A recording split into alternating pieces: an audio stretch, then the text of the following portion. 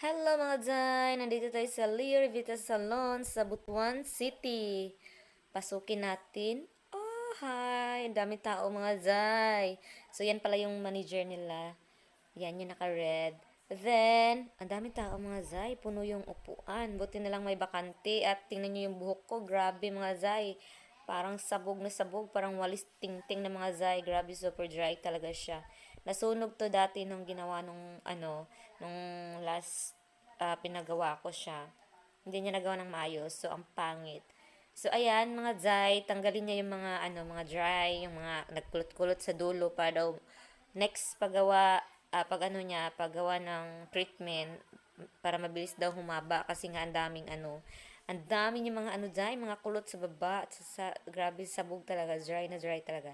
So, ayan, na binabad na nga siya mga Zay, yan yung kapatid ko at yung sister